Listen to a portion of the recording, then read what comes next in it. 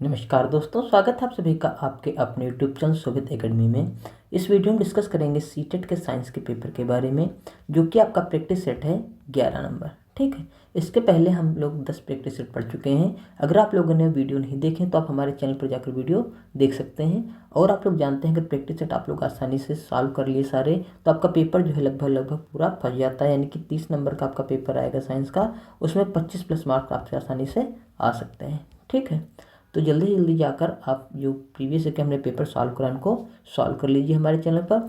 और अगर आप इसकी पीडीएफ डाउनलोड करना चाहते हैं तो हमारे टेलीग्राम पेज पर शोभित एकेडमी आप जाएंगे, टेलीग्राम पर टाइप करेंगे शोभित एकेडमी, तो वहाँ से हमारी लिंक आ जाएगी, जिसने आने के बाद आप पीडीएफ फाइल डाउनलोड कर पाएंगे। ठीक है, चलिए शुरू करते हैं। देखिए, पहला हमारा क्वेश्चन निकल कर आता है, संसार में पाए जाने वाले सबसे लंबे सर्प हैं वाइपर, एनाकोंडा, बोआ या जालीदार अजगर। तो सही ऑप्शन में निकल कर आता है डी। आप देख सकते हैं जालीदार अजगर जो होते हैं सबसे लंबे सांप होते हैं। यहाँ देखा भी गया, देखिए लिखा भी गया है, संसार में पाए जाने वाले सबसे लंबे सर्प वाइपर।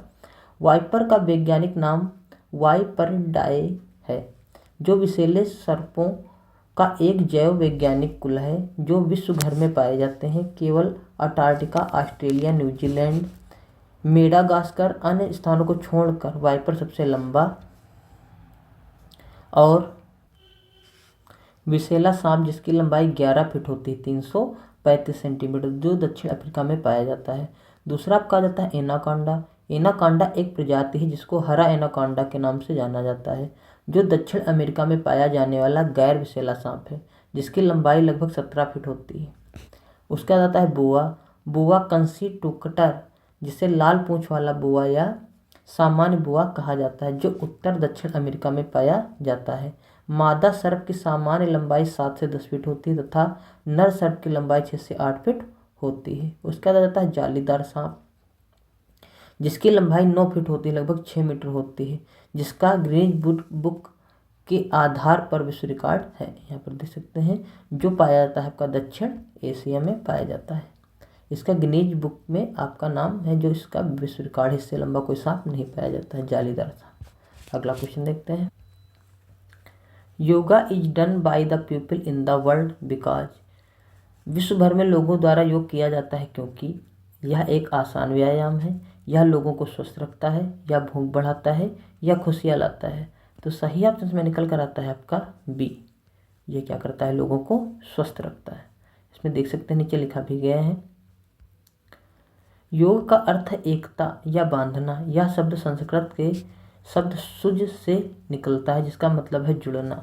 व्यवहारिक स्तर पर योग शरीर, मन और भावनाओं को संतुलित करने और तालमेल बनाने का एक साधन है। योग अस्थमा, मधुमेह, रक्तचाप, पाचन विकार और अन्य विकास से लोगों को स्वस्थ रखता है। अगला क्वेश्चन देखते हैं, चेचक के टीके का आविष्कार के द्वारा किया गया। Ronald Ross, Robert Koch, Edward Jenner या अलेक्जेंडर फ्लेमिंग। तो सही ऑप्शन में निकल कर आता है 123 का सी, एडवर्ड जेनर। ठीक है, ये ऑप्शन आपका सही निकल कर आता है। इसमें देख सकते हैं नीचे लिखा भी गया है, चेचक के टीके का आविष्कार एक अंग्रेज चिकित्सक एडवर्ड जेनर ने किया था। जेनर को इम्यूनोबाजी का पिता कहा जाता है।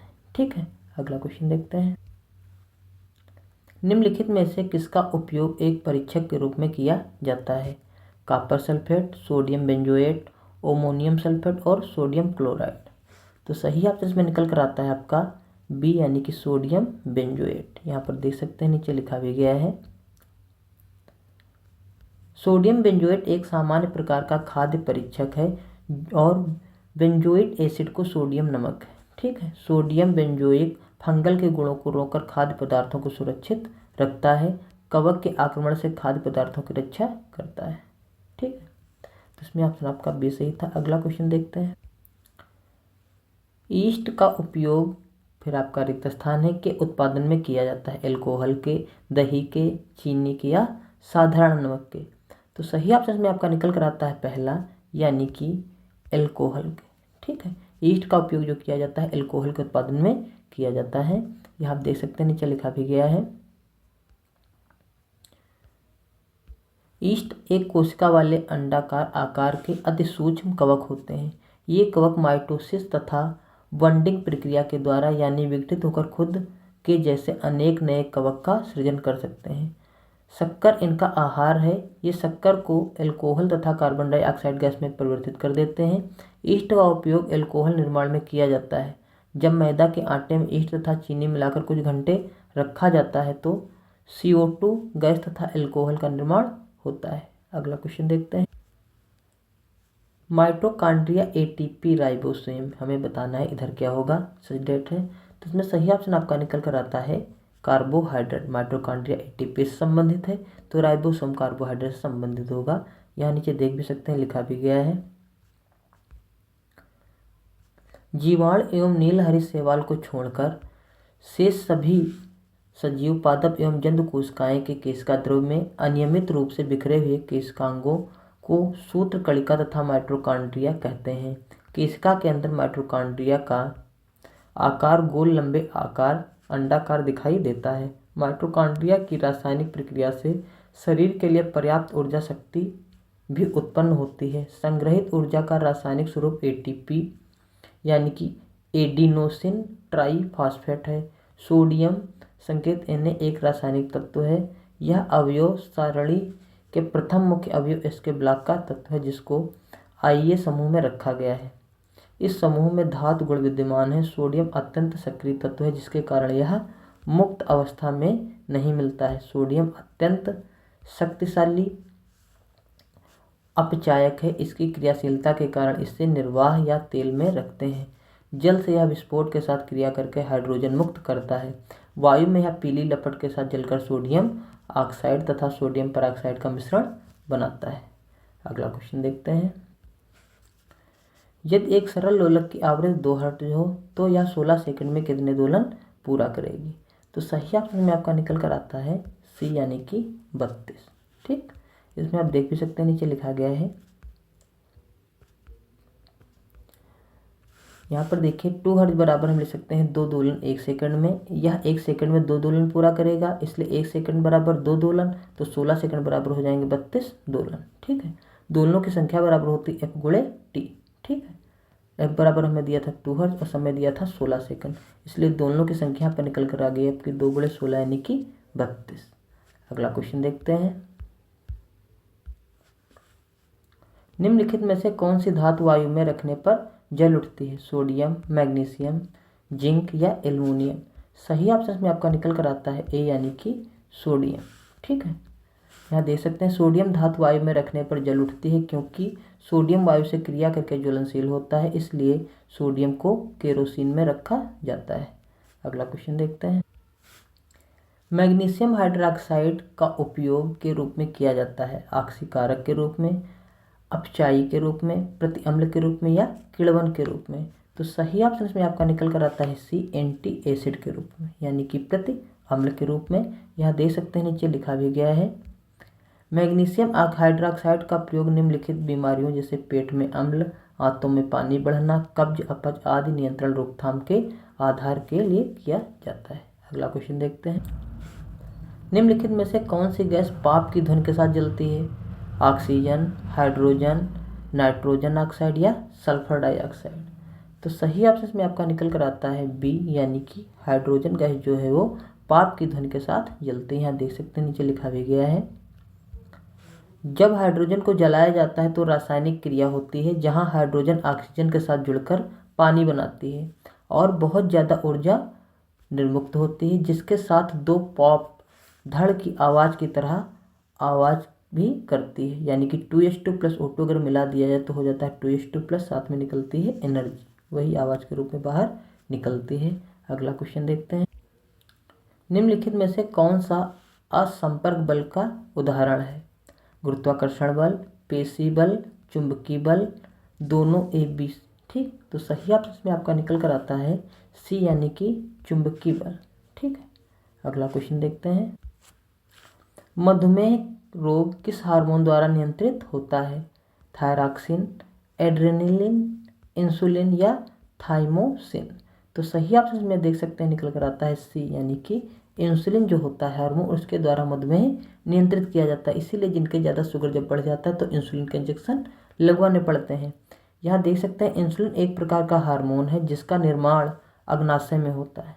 ठीक है, हमारा आमाशय कार्बोहाइड्रेट को रक्त शर्करा में परिवर्तित कर देता है। इंसुलिन के माध्यम से यह रक्त शर्करा ऊर्जा में परिवर्तित हो जाती है। यदि पैनक्रियाज इंसुलिन बनाना बंद कर दें तो ब्लड ग्लूकोज ऊर्जा में परिवर्तित नहीं होगी। ऊर्जा की कमी के कारण व्यक्ति जल्दी थक जाता है, इसलिए ऊर्जावान रहने के लिए इंसुलिन का निर्माण होना चाहिए। उसके बाद हमारा है डायबिटीज के रोगियों में ब्लड शुगर को सामान्य रखने के लिए इंसुलिन दिया जाता है। अगला क्वेश्चन देखते हैं,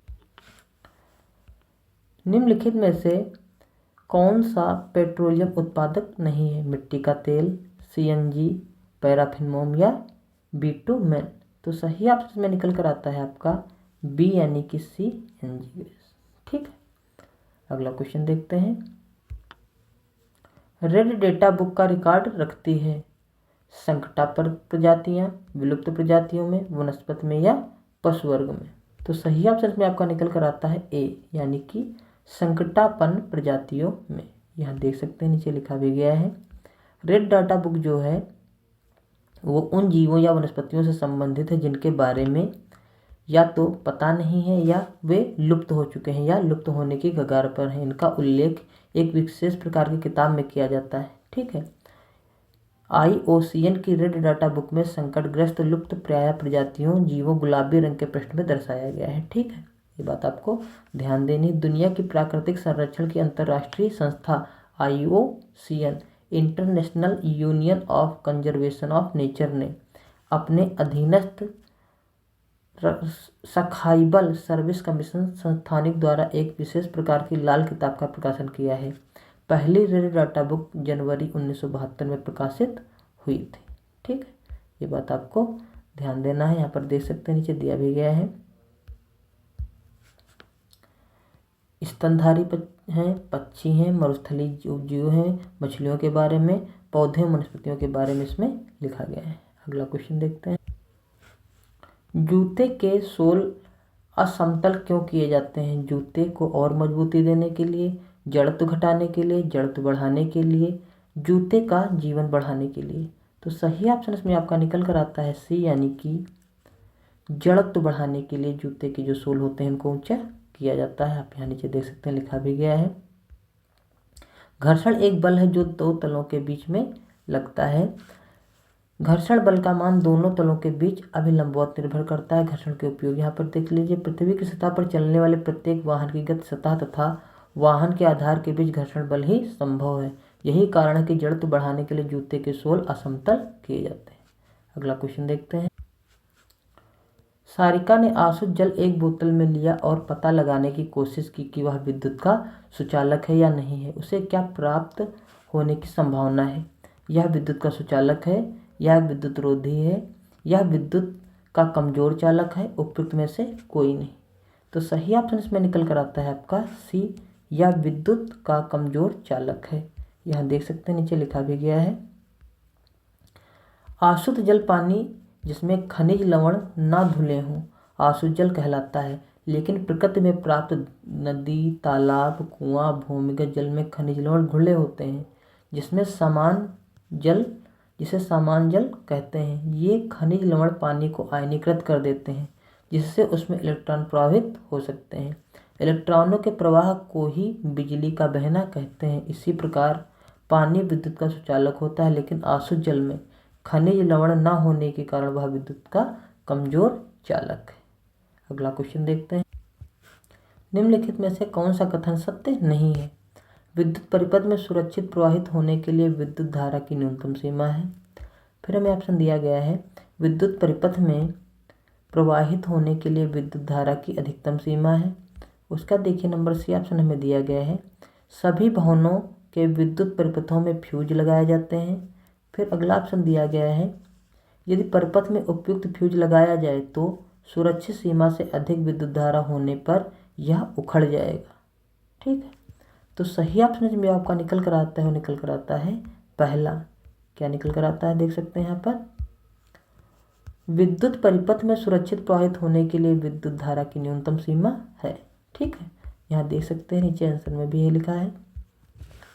विद्युत परिपथ में सुरक्षित प्रवाहित होने के लिए विद्युत धारा की सीमा अधिकतम होती है, न किसी विद्युत परिपथ में सुरक्षित प्रवाहित होने के लिए विद्युत धारा की सीमा न्यूनतम होती है। अगला क्वेश्चन देखते हैं। निम्नलिखित में से किस स्थान की चक्रवात से सबसे अधिक प्रभावित होने की संभावना है? पोरबंदर, पुरी, मुंबई या गोवा? तो सही ऑप्शन में आपका निकल कर आता है सी, यानी कि मुंबई। ठीक है, अगला क्वेश्चन देखते हैं। पृथ्वी पर ऋतुएं बदलती हैं क्योंकि पृथ्वी का घूर्णन अक्ष इसकी कक्षा तल के लंबवत है।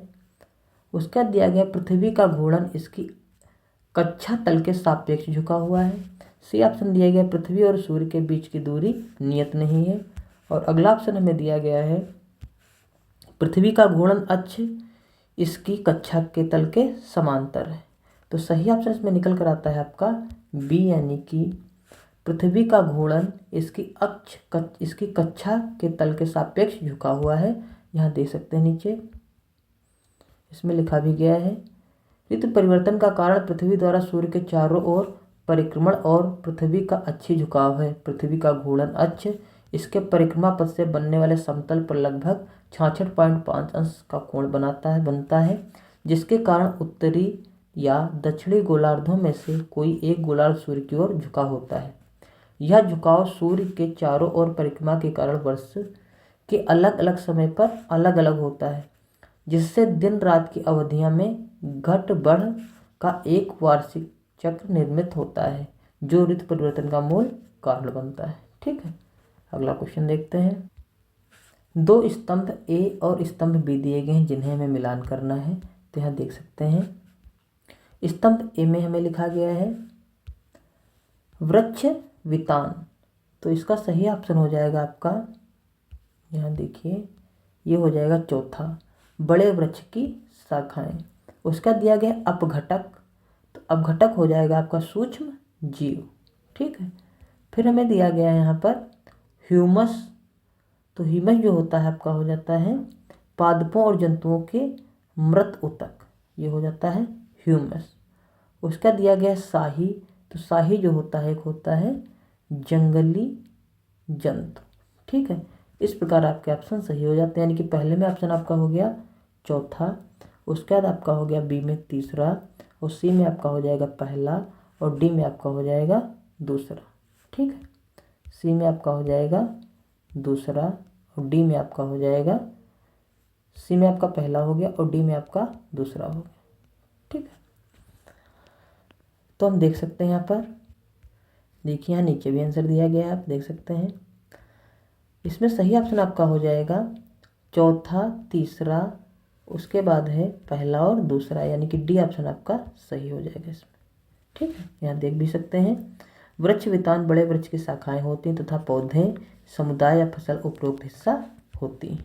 ठीक है, उसका लिखा गया है व्यक्तिगत पौधे के मुकुटों के संग्रह द्वारा गठित होता है। वन पारिस्थितिकी में वृक्ष वितान परिपक्व मुकुट के और अन्य जैविक जीवों के सहित गठित ऊपरी परत या क्षेत्र को संदर्भित करती है। उसका देख सकते नीचे दिया गया है अपघटक वे सूक्ष्म जीव होते हैं जो मृत पौधों एवं जंतुओं के मृत शरीर में उपस्थित कार्बनिक यौगिकों का अपघटन करते हैं तथा उन्हें सरल यौगिक और तत्वों में बदल देते हैं। फिर देखिए ह्यूमस में दिया गया है, ह्यूमस क्या होता है जीवाणु मृत जीवों को गला सड़ाकर आंशिक रूप से अपघटित कर भूरे रंग के पदार्थ में बदल देते हैं, जिसे ह्यूमस कहा जाता है। उसका देखिए यहाँ पर दिया गया है हमें शाही। तो शाही क्या होता है, शाही एक जंगली जानवर है, ठीक है, जिसका फैलाव तुर्की भूमध्य सागर से लेकर दक्षिण पश्चिम तथा मध्य एशिया, दक्षिण एशिया और चीन तक है। हिमालय में यह 2400 मीटर तक की ऊंचाई में पाया जाता है। इसका वैज्ञानिक नाम हिस्ट्रिक्स इंडिका है। ठीक है, ये हमारा शाही का नाम है। अगला क्वेश्चन देखते हैं। विज्ञान में रचनात्मक आकलन क्यों महत्वपूर्ण है? यह लेना आसान है, यह शिक्षार्थियों में वैज्ञानिक दृष्टिकोण के विकास में सहायक है, यह निदानात्मक है, यह विज्ञान को अच्छे से प्रकार में समझाने में सहायक है। उसका सी दिया गया है हमें ऑप्शन। इसमें सही ऑप्शन आपका निकल कर आता है सी। क्या हो जाता है? सी ऑप्शन आपका सही हो जाता है। यहाँ पर देख भी सकते हैं नीचे लिखा गया है आकलन और मूल्यांकन दोनों का उद्देश्य बच्चों की अभिव्यक्ति क्षमता, अनुभूति आदि का मापन करना है। ठीक, ये आप देख लीजिए ऑप्शन नहीं दिए गए आपके। मूल्यांकन निम्न प्रकार के होते, तो होता है निर्माणात्मक, और दूसरा होता है योगात्मक, तीसरा होता है निदानात्मक। विज्ञान में रचनात्मक आकलन इसलिए महत्वपूर्ण है कि वह जो बच्चे असफल हो रहे हैं उन बच्चों में असफलता का कारण ढूंढना निदानात्मक मूल्यांकन कहलाता है। अगला क्वेश्चन देखते हैं। विद्यालयों में विज्ञान मेले का आयोजन क्यों किया जाता है, हमें बताना है। तो इसमें देख सकते हैं ऑप्शन दिए गए हैं आपको। पहला ऑप्शन दिया गया शिक्षार्थियों को विज्ञान में उच्च शिक्षा के लिए तैयार करने के लिए। दूसरा दिया गया शिक्षार्थियों को उनकी परीक्षा में अच्छे अंक प्राप्त करने में सहायता के लिए। तीसरा दिया गया है शिक्षार्थियों में विज्ञान में सृजन एवं प्रयोग करने की क्षमता का विकास करने के लिए। और डी ऑप्शन दिया गया शिक्षार्थियों का उनके प्रदर्शन के आधार पर मूल्यांकन करने में। सही ऑप्शन में आपका निकल कर आता है सी। ठीक है, शिक्षार्थियों को विज्ञान में सृजन एवं प्रयोग करने की क्षमता का विकास करने के लिए। ठीक है, इसमें देख सकते हैं नीचे दिया भी गया है, यहाँ देख सकते हैं मेले का आयोजन शिक्षार्थियों में विज्ञान एवं सृजन एवं प्रयोग की क्षमता का विकास करने के लिए किया जाता है। विज्ञान मेला एक स्पर्धा है जिसमें प्रतिस्पर्धी अपनी अपनी विज्ञान परियोजना प्रस्तुत करते हैं। विज्ञान मेले माध्यमिक एवं उच्च माध्यमिक स्तर में छात्रों में विज्ञान एवं प्रौद्योगिकी अभिरूप पैदा करने एवं अपनी प्रतिभा प्रदर्शित करने का अवसर प्रदान करते हैं। छात्र अपने प्रोजेक्ट के परिणामों को रिपोर्ट के रूप में, डिस्प्ले बोर्ड के रूप में या मॉडल के रूप में प्रस्तुत करते हैं। अगला क्वेश्चन देखते हैं। एक शिक्षक के नाते निम्नलिखित में से किससे आप शिक्षण में वैज्ञानिक विधा के लिए सबसे उपयुक्त समझते हैं? पहला ऑप्शन दिया गया शिक्षार्थियों को कक्षा में अवधारणाओं को स्पष्ट करना। उसके बाद हमें दिया गया है अवधारणाओं के लिए शिक्षण हेतु तकनीकी का प्रयोग दिखाना। फिर अगला ऑप्शन दिया गया शिक्षार्थियों को परियोजनाएं देना। फिर डी ऑप्शन दिया गया है अवधारणाओं से संबंधित गतिविधियों को शिक्षार्थियों से कराना। सही ऑप्शन में आपका निकल कर आता है डी। आप देख सकते हैं डी ऑप्शन आपका सही हो जाता है, अवधारणाओं से संबंधित गतिविधियों को शिक्षार्थियों से कराना। अवधारणाओं से संबंधित गतिविधियों को शिक्षार्थियों से कराना वैज्ञानिक विधा के लिए सबसे उपयुक्त तथ्य है। अगला क्वेश्चन देखते हैं। एनसीएफ 2005 के अनुमान अच्छी विज्ञान शिक्षा जीवन के प्रति सत्य होती है, इसका क्या अर्थ है? पहला ऑप्शन हमें दिया गया है विज्ञान बालक को कार्य की दुनिया में प्रवेश हेतु तैयार करे। बी ऑप्शन दिया गया विज्ञान बालक को अर्थपूर्ण ढंग से व्यक्त करने में सक्षम हो। सी ऑप्शन दिया गया है विज्ञान बालक को वैज्ञानिक ज्ञान अर्जित करने की प्रक्रियाओं को सीखने लायक बनाए। अगला ऑप्शन दिया गया है विज्ञान आसान जीवन व्यतीत करने में सहायक हो। ठीक है, तो सही ऑप्शन जब निकल कर आता है आपका, वो सही ऑप्शन इसमें हो जाता है ए। ठीक है, यानी कि विज्ञान बालक को कार्य की दुनिया में प्रवेश हेतु तैयार करें। एनसीएफ 2005 के अनुसार शिक्षा का लक्ष्य किसी बच्चे के स्कूली जीवन को उसके घर आस पड़ोस के जीवन में जोड़ना है। इसके लिए बच्चों को स्कूल में अपने बाह्य अनुभवों के बारे में बात करने का मौका देना चाहिए, उसे सुना जाना चाहिए ताकि बच्चे को लगे कि शिक्षक अपनी बात को तवज्जो दे रहे हैं। अच्छी विज्ञान शिक्षा विज्ञान के प्रति सत्य होती है। इसका अर्थ है कि विज्ञान बालक को कार्य की दुनिया में प्रवेश हेतु तैयार करे। अगला क्वेश्चन देखते हैं। निम्नलिखित में से कौन सा वैज्ञानिक दृष्टिकोण का गुण नहीं है? पहला दिया गया है खुला मस्तिष्क। फिर दिया गया अधिक सीखने की उत्सुकता। सी दिया गया समस्याओं के प्रति व्यवहार की वैश्विकता। और डी दिया गया कठिन कार्य। तो सही ऑप्शन में आपका निकल कर आता है डी, यानी कि कठिन कार्य। इसमें देख सकते हैं नीचे लिखा भी गया है विज्ञान प्रकृति का विशेष ज्ञान है। सत्य को असत्य व भ्रम से अलग करने को लिए आविष्कृत तरीकों से वैज्ञानिक विधि सर्वश्रेष्ठ है। ठीक है, विज्ञान के अध्ययन में निम्नलिखित विधियां हैं निरीक्षण, वर्णन, कार्य कारण विवेचन, प्रयोगीकरण, परिकल्पना, आगमन, निगमन, गणित और प्रतिरूप। और उसके बाद व्यायुकरण कोण। वैज्ञानिक दृष्टिकोण क्या होता है? यह वैज्ञानिक विधियों में सबसे महत्वपूर्ण विधि है। वह है किसी प्रश्न के प्रति वैज्ञानिक दृष्टिकोण को अपनाना, खुले दिमाग से खोज की भावना, अधिक सीखने की उत्सुकता, समस्याओं के प्रति व्यवहार की वस्तुनिष्ठता। उसके बाद है विचार करना ही दृष्टिकोण है। अपने व्यक्तित्व का प्रश्न से अलग रखना चाहिए। अगला क्वेश्चन देखते हैं। हरि कक्षा 6 के शिक्षार्थियों को घूर्णन गति पढ़ाना चाहता है। निम्नलिखित में से कौन सी सबसे अच्छी विधा होगी? चर्चा, गतिविधि आधारित शिक्षण, उदाहरण देना और प्रदर्शन। सही ऑप्शन आपका निकल कर आता है इसमें बी, यानी कि गतिविधि आधारित शिक्षण। ठीक है, इसमें देख सकते हैं नीचे दिया भी गया है। घूर्णन गति पढ़ाने के लिए गतिविधि आधारित शिक्षण सबसे अच्छी विधा होगी, क्योंकि गतिविधि आधारित शिक्षण करके सीखो विधि पर आधारित है और विज्ञान शिक्षण करके सीखने पर अधिक बल देता है। अगला क्वेश्चन देखते हैं। निम्नलिखित में से कौन सा विज्ञान अधिगम का एक महत्वपूर्ण उद्देश्य है? विज्ञान का ज्ञान अर्जित करना, उसका दिया गया विज्ञान की विषय वस्तु की जानकारी एकत्रित करना, ईमानदारी, अखंडता और सहयोग में मूल्य की प्राप्ति, उसका दिया गया है अपने सहपाठियों को विज्ञान का ज्ञान अर्जित कराने के लिए सहायता करना। इसमें सही ऑप्शन जो आपका निकल कर आता है हो जाता है सी, यानी कि अध्ययनकर्ताओं में ईमानदारी, अखंडता और सहयोग में मूल्यों की प्राप्ति। यहाँ देख सकते हैं नीचे दिया भी गया है। विज्ञान अधिगम का महत्वपूर्ण उद्देश्य निम्नलिखित है। अध्ययनकर्ताओं में ईमानदारी, अखंडता और सहयोग के मूल्यों की प्राप्ति।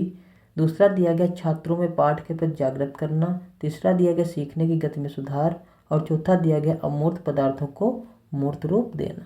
ठीक है, अगला क्वेश्चन देखते हैं। विज्ञान के मूल्यांकन में सतत एवं समग्र मूल्यांकन का अर्थ है। पहला हमें ऑप्शन दिया गया अंतिम एवं रचनात्मक मूल्यांकन। दूसरा दिया गया अधिक आवर्ती जांच एवं परीक्षा। सी दिया गया अधिगम के आकलन हेतु सामान्य गतिविधियां और अभ्यास। और डी दिया गया विज्ञान के सभी पहलुओं का मूल्यांकन। ठीक है, तो सही ऑप्शन में आपका निकल कर आता है सी, यानी कि अधिगम के आकलन हेतु सामान्य गतिविधियों और अभ्यास। ठीक है, यहाँ देख सकते नीचे लिखा भी गया है। विज्ञान के मूल्यांकन में सतत एवं समग्र मूल्यांकन का अर्थ अधिगम, आकलन हेतु सामान्य गतिविधियां और अभ्यास होता है। सतत और व्यापक मूल्यांकन का अर्थ है छात्रों के विद्यालय आधारित मूल्यांकन की प्रणाली, जिसमें छात्र के विकास के सभी पक्ष शामिल हैं। सतत शब्द से यहाँ अर्थ है कि निर्धारण की नियमितता, यूनिट परीक्षा की आवृत्ति, अधिगम के अंतरालों का निदान, सुधारात्मक उपायों का उपयोग, पुनः परीक्षा एवं स्वयं मूल्यांकन। अगला क्वेश्चन देखते हैं। निम्नलिखित में से कौन सा समस्या समाधान विधि का एक चरण नहीं है? स्थिति की कल्पना करना, समाधान का प्रयास करना, निष्कर्ष निकालना और अवलोकन। तो सही ऑप्शन में निकल कर आता है आपका डी, यानी कि अवलोकन। ठीक है, यहाँ देख सकते हैं नीचे लिखा भी गया है। प्रेक्षण द्वारा सीखना मुख्य विधि है जिसके द्वारा हम सीख सकते हैं। यह दिन प्रतिदिन जीवन का एक हिस्सा है। प्रेक्षण द्वारा सीखना किसी विशिष्ट वातावरण में उपयुक्त आदर्श के विद्यमान रहने पर निर्भर करता है। अगला क्वेश्चन देखते हैं। निम्नलिखित में से कौन सा विज्ञान के अनुरूपता विधि का एक चरण है? पहला समानताओं का चित्रण, दूसरा है अमूर्तता का प्रस्तुतिकरण, सी है अवधारणाओं को एक दूसरे से जोड़ना और डी है उपयोग। तो सही ऑप्शन में आपका निकल कर आता है ए, यानी कि समानताओं का चित्रण। ठीक है, इसमें देख सकते हैं नीचे दिया भी गया है। समानताओं का चित्रण अनुरूपता विधि का एक चरण है। एच.एम. जॉनसन के अनुसार अनुरूपता एक ऐसी प्रक्रिया है जो सामाजिक मानदंडों की ओर उन्मुख करती है और वह सामाजिक मापदंड के अंतर्गत स्वीकृत व्यवहार माना जाता है। ठीक है, तो इस प्रकार जो हमारे 30 क्वेश्चन थे जो साइंस के पेपर में आए थे वो कंप्लीट हो जाते हैं। आई होप आप लोग को सारे क्वेश्चन समझ में आ गए होंगे। अगर किसी क्वेश्चन में डाउट है तो आप हमें कमेंट कर बता सकते हैं। और अगर आप हमारे चैनल पर नए हैं तो चैनल को सब्सक्राइब कर दीजिए, वीडियो को ज़्यादा से ज़्यादा शेयर कर दीजिए। और अगर आप PDF डाउनलोड करना चाहते हैं तो हमारे टेलीग्राम पेज शोभित एकेडमी पर जाकर ये आप PDF डाउनलोड कर सकते हैं। ठीक है, वीडियो देखने के लिए बहुत बहुत धन्यवाद। Thank you very much.